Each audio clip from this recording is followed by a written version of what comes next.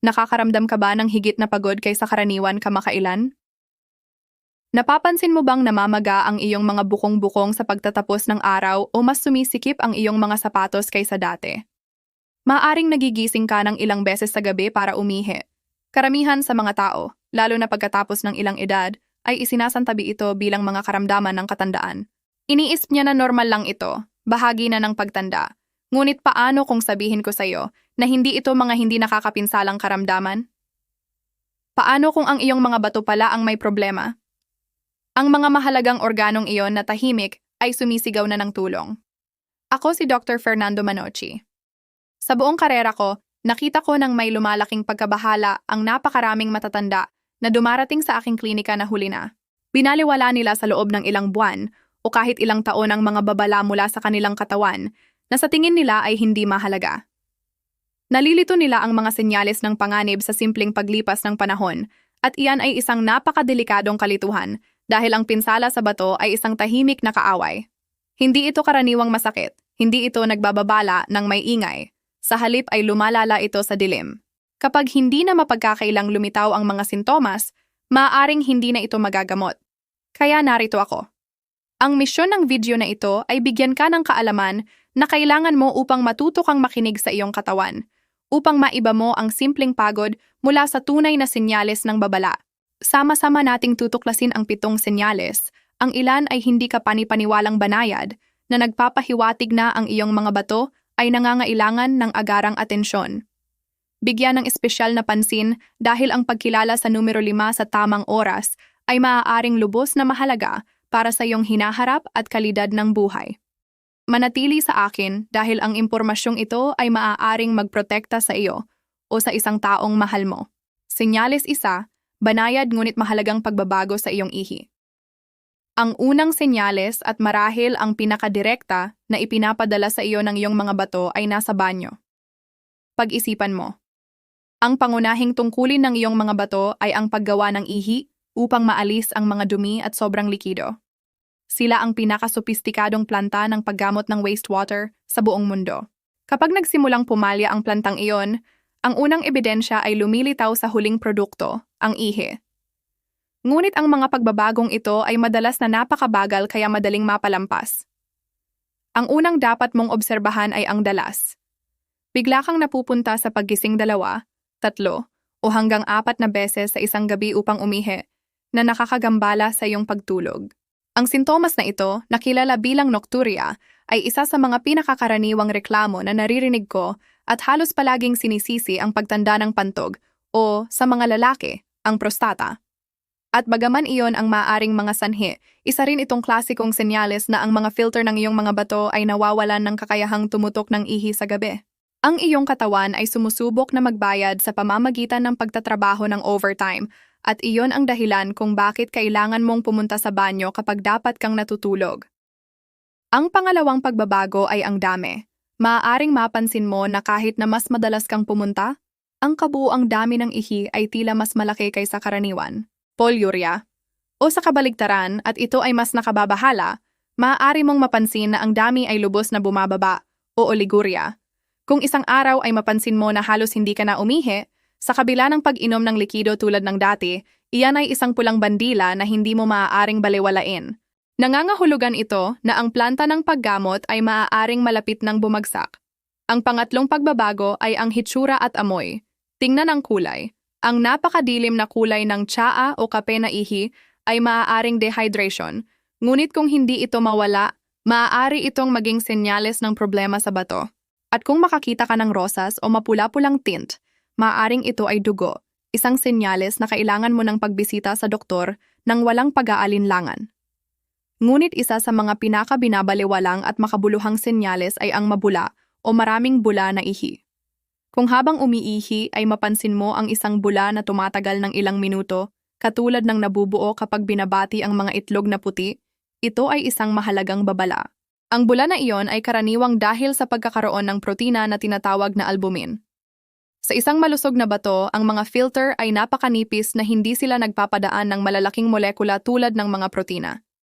Kung dumadaan sila sa ihi, parang nasira ang lamad ng isang salaan.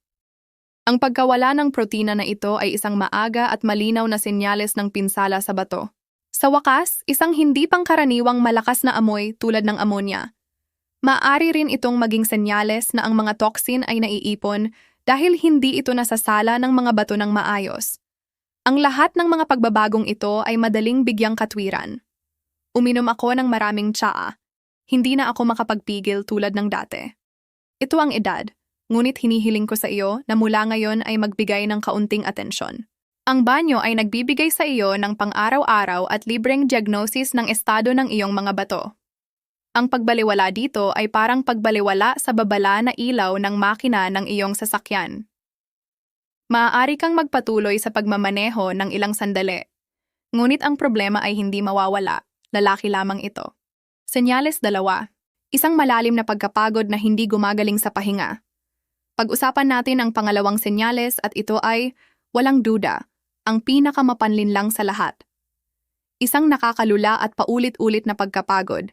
Hindi ko ibig sabihin ang normal na pagod pagkatapos ng isang abalang araw o isang masamang gabi.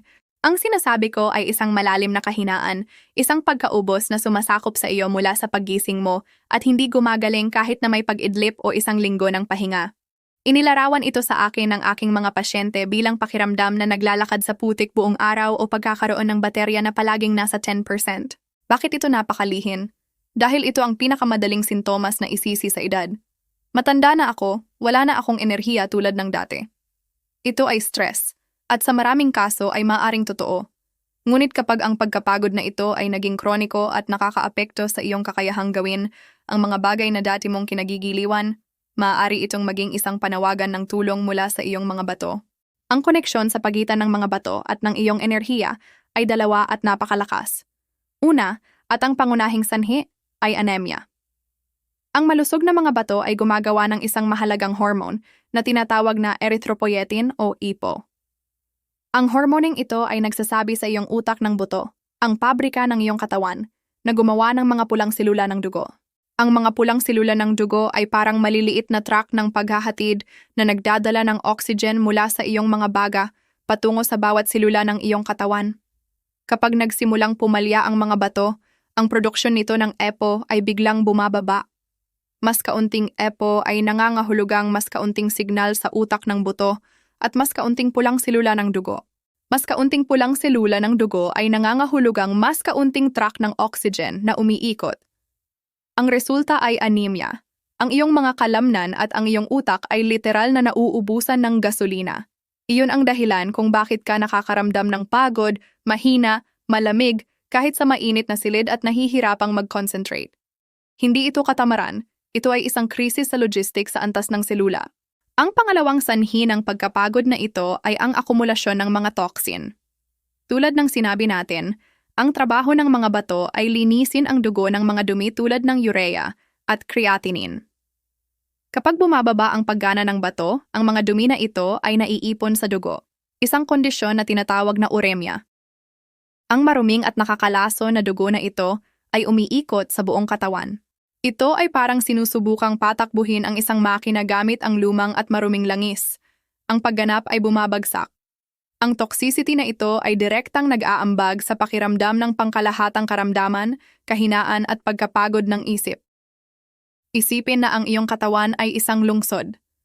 Ang mga bato ay ang sistema ng pagkolekta ng basura at gayon din ang power plant na nag-aayos ng paghahatid ng enerhiya, oxygen. Kung ang mga mangongolekta ng basura ay nagwewelga, akumulasyon ng toxin at kasabay nito ay may blackout sa power plant, anemia, dahil sa kakulangan ng EPO, ang buong lungsod ay humihinto. Iyan ang nararamdaman ng iyong katawan. Kaya kung ikaw o ang isang kakilala mo ay nakakaranas ng pagkapagod na walang paliwanag, na hindi nawawala sa pahinga at nakakapigil sa iyong pamumuhay, huwag itong tanggapin bilang normal. Maaari itong maging higit pa sa isang karamdaman ng katandaan. Maaari itong maging kombinasyon ng dugo na kulang sa oxygen at mayaman sa toxin. Isang malinaw na senyales na ang iyong mga bato ay nahihirapan. Senyales 3, pamamaga sa binti, bukong-bukong, paa at maging sa mukha. Ang pangatlong senyales ay isa sa pinaka-nakikita, ngunit nakakagulat din na isa sa mga pinaka-ginagawang normal, ang pamamaga. Tinatawag itong edema ng mga doktor. Maaari mo itong mapansin muna dahil ang iyong mga medyas ay nagiiwan ng malalim na marka sa pagtatapos ng araw o dahil ang mga komportableng sapatos na iyon ay biglang sumisikip. Marahil ay gigising ka sa umaga, titingin sa salamin at mapapansin mo ang iyong mukha, lalo na sa paligid ng mga mata, na mas namamaga kaysa karaniwan. Karaniwang sinasabi ng mga tao. Dahil sa init. Matagal akong nakatayo. Mahina ang sirkulasyon. At oo, ang mga bagay na ito ay maaaring maging sanhi ng bahagyang pamamaga, paminsan-minsan, ngunit kapag ang pamamaga ay paulit-ulit kapansin-pansin at nakakaapekto sa iyong mga binti, bukong-bukong paa, kamay o mukha, ito ay isang senyales ng babala na direktang tumutukoy sa iyong mga bato. Upang maunawaan kung bakit, bumalik tayo sa analohiya ng planta ng paggamot. Bukod sa pagsasala ng mga dumi, isang mahalagang tungkulin ng mga bato ay ang pagpapanatili ng balanse ng likido at sodium. Asin, isipin mo na sila ang tagapamahala ng antas ng tubig ng isang malaking dam. Kapag ang mga bato ay gumagana ng maayos, inaalis nila ang sobrang sodium at tubig sa pamamagitan ng ihi, pinapanatili ang dami ng likido sa iyong katawan na perpektong balanse. Ngunit kapag lumala ang paggana ng bato, ang kakayahang ito ay naaapektuhan.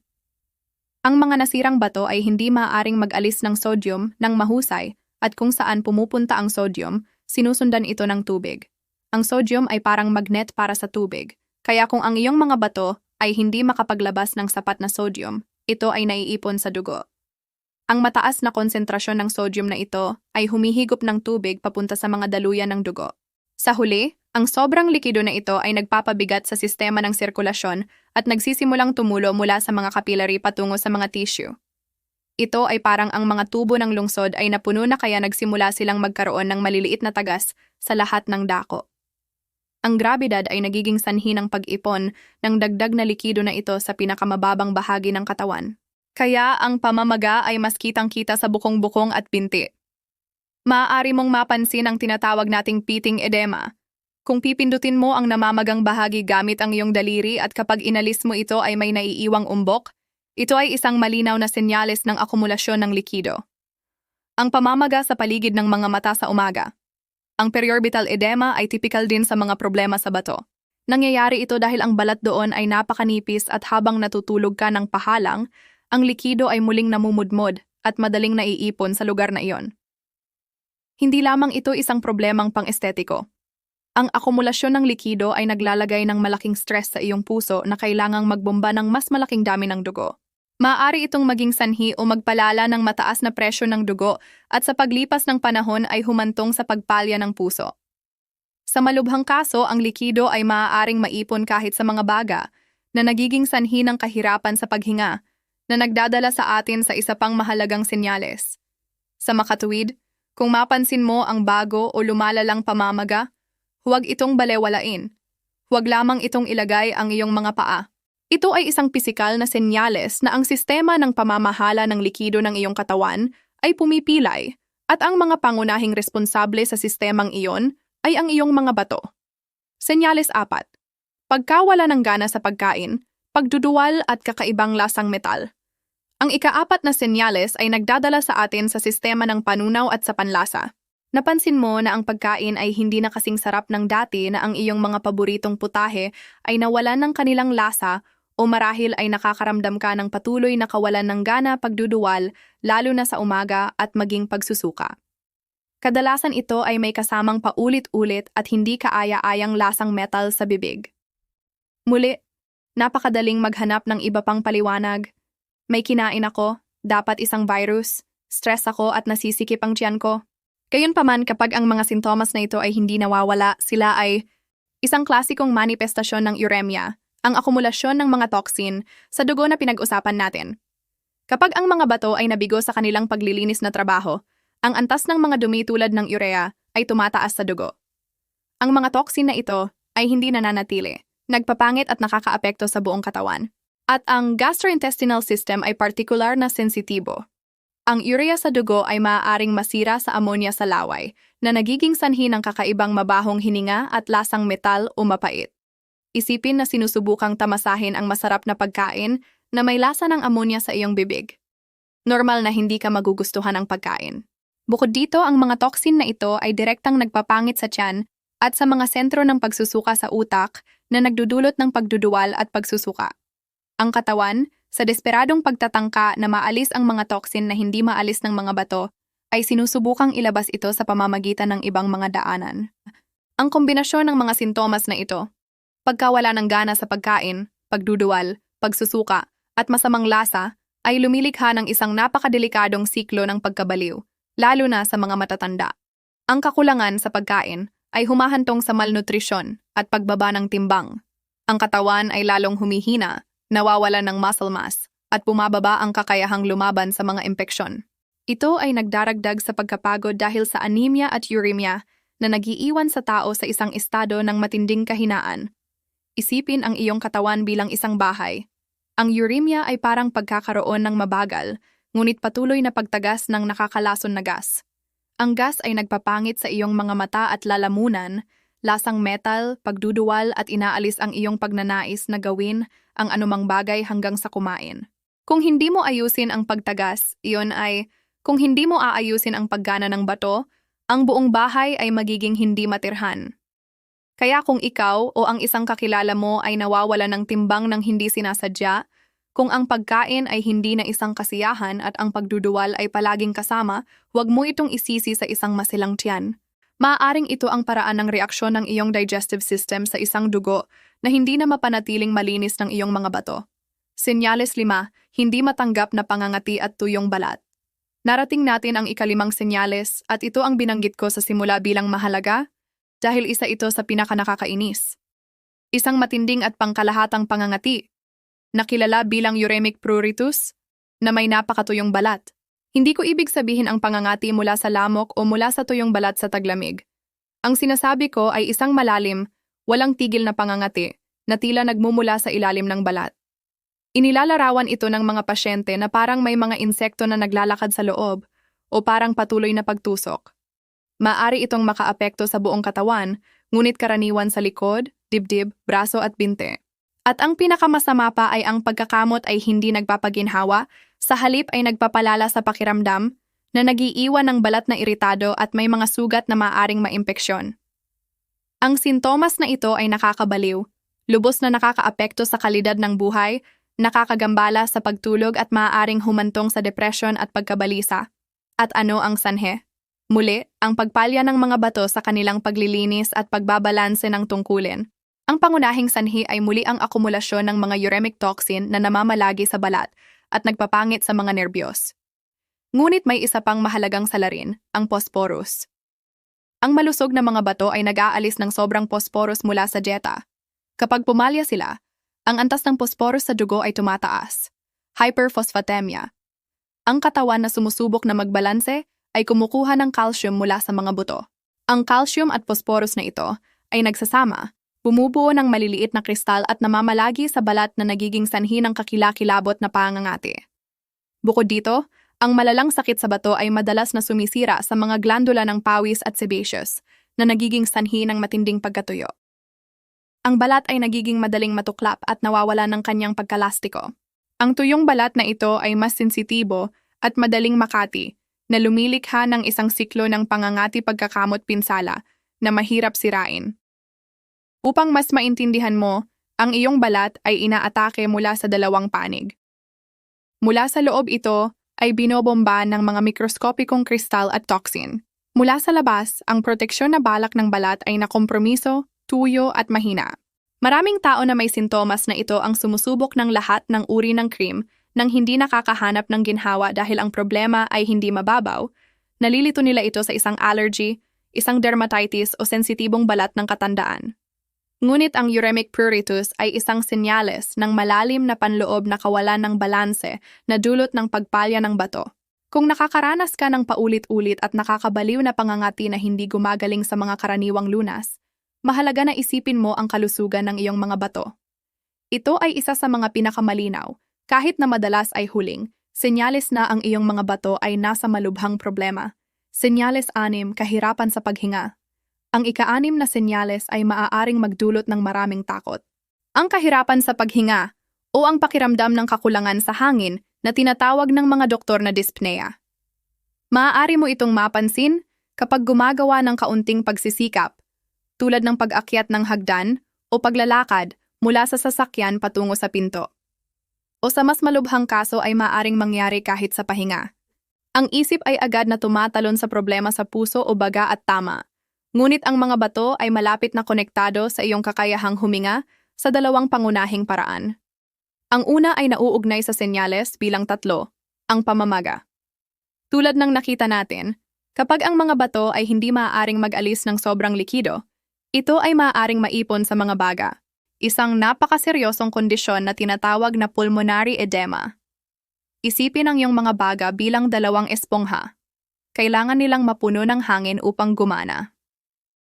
Sa pulmonary edema, ang mga esponghang iyon ay nababasa ng likido. Pinipigilan nito ang pagpapalitan ng oxygen at nararamdaman mong nasasakal ka. Ito ay isang medical emergency at nangangailangan ng agarang atensyon.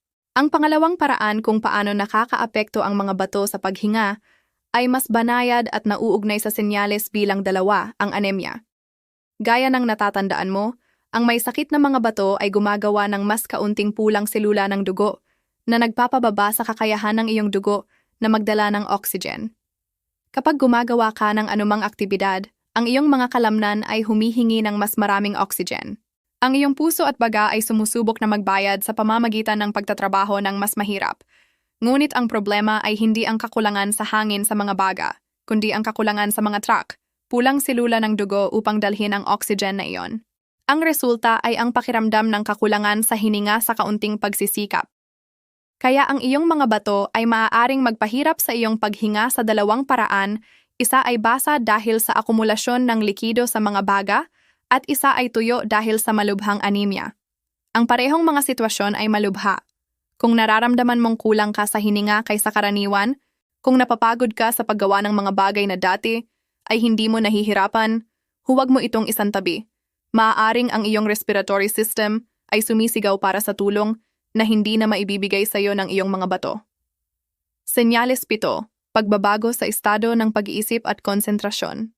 Narating natin ang huling senyales at isa ito sa pinakamapanlinlang dahil inaakay nito ang iyong kalinawan ng pag-iisip.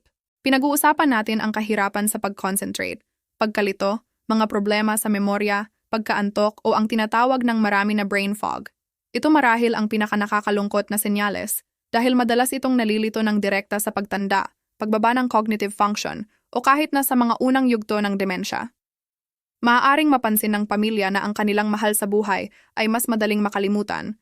Nahihirapan siyang sumunod sa usapan at isinasantabi nila ito sa edad nang hindi naghihinala na ang sanhi ay maaaring nasa mga bato. Ang koneksyon sa pagitan ng bato at utak ay direkta. Ang utak ay isang napakasensitibong organ na nangangailangan ng malinis at mahusay na oxygenated na dugo. Kapag pumalya ang mga bato, ang utak ay dumaranas ng dobleng atake. Una, ang nakakalason na atake. Ang akumulasyon ng mga uremic toxin ay may neurotoxic effect. Ang mga toxin na ito ay nakakaapekto sa paggana ng mga selula ng utak, na nagpapabagal sa lahat. Ito ay parang sinusubukang mag-isip ng malinaw sa isang silid na puno ng usok. Ang kondisyon na ito ay kilala bilang uremic encephalopathy. Pangalawa, ang atake ng kakulangan sa oxygen.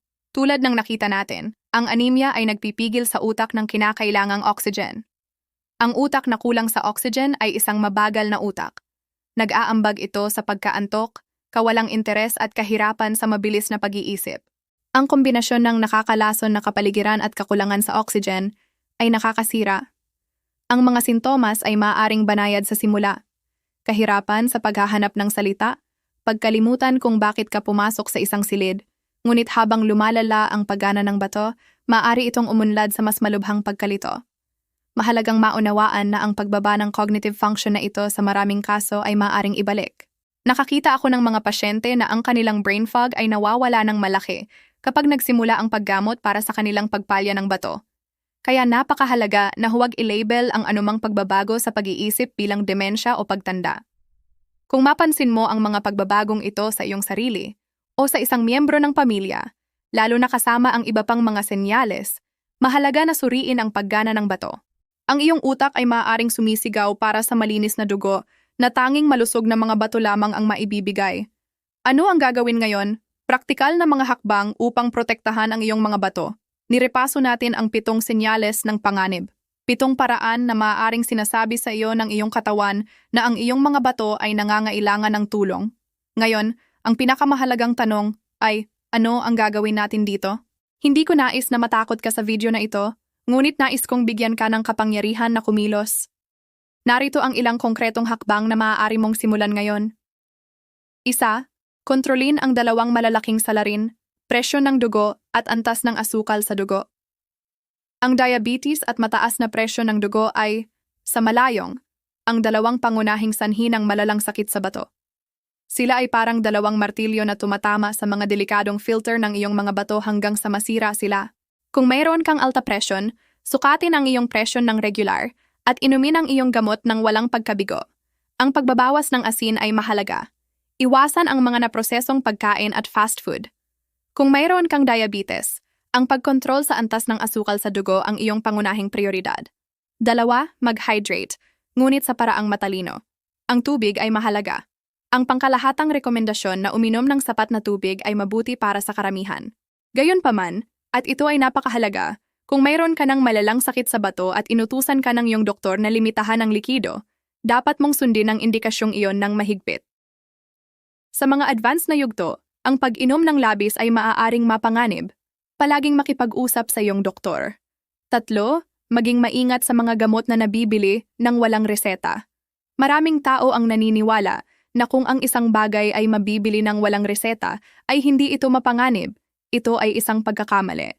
Ang mga non-steroidal anti-inflammatory drugs, NSAIDs, tulad ng ibuprofen at naproxen, kung gamitin ng regular at pangmatagalang, ay maaaring magdulot ng malaking pinsala sa bato. Kung kailangan mong uminom ng gamot sa sakit ng madalas, makipag-usap sa iyong doktor tungkol sa mas ligtas na mga alternatibo. 4. Magpatibay ng dieta na palakaibigan sa bato. Mag-focus sa mga sariwa at natural na pagkain tulad ng prutas, gulay at whole grains. Limitahan ang protina mula sa hayop at bawasan ang pagkonsumo ng mga pagkaing mataas sa phosphorus tulad ng mga naprosesong karne, 4 na cola at potassium, kung ito ay ipinayo ng iyong doktor. Ang isang dietitian ay maaaring maging iyong pinakamahusay na kaalyado. 5. Huwag manigarilyo at manatiling aktibo. Ang paninigarilyo ay sumisira sa mga daluyan ng dugo sa mga bato na nagpapababa ng daloy ng dugo. Ang paghinto sa paninigarilyo ay isa sa pinakamahusay na bagay na maaari mong gawin. Ang regular na ehersisyo, kahit na isang pang-araw-araw na paglalakad, ay tumutulong na kontrolin ang presyo ng dugo at nagpapabuti sa sirkulasyon. Nakita natin kung paano ang mga pagbabago sa ihi, malalim na pagkapagod, pamamaga, pagkawala ng gana sa pagkain, nakakabaliw na pangangati, kakulangan sa hininga at brain fog ay hindi lamang mga karamdaman ng katandaan. Sila ay mga kagyat na mensahe mula sa 2 sa pinakamasipag na organo ng iyong katawan. Ang pinakamahalagang mensahe na nais kong makuha mo ay ito. Makinig sa iyong katawan at huwag baliwalain ang mga babala nito. Ang maagang pagtuklas ay ang pinakamakapangyarihang kasangkapan na mayroon tayo.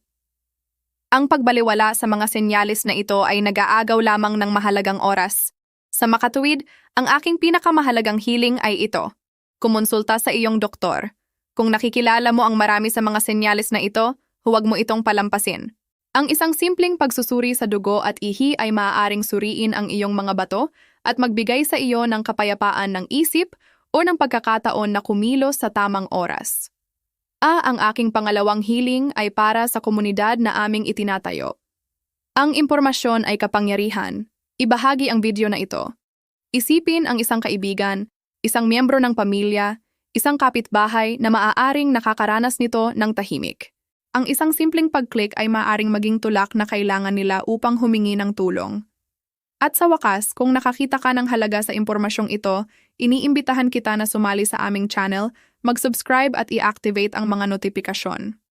Ang aking pangako ay patuloy na ibigay sa iyo ang kaalaman sa medikal na kailangan mo upang mamuhay ng mas mahaba, mas malusog, at mas buong buhay. Salamat sa iyong oras. Alagaan mo ang iyong sarili at, higit sa lahat, makinig sa iyong katawan. Palagi itong nagsasabi ng totoo.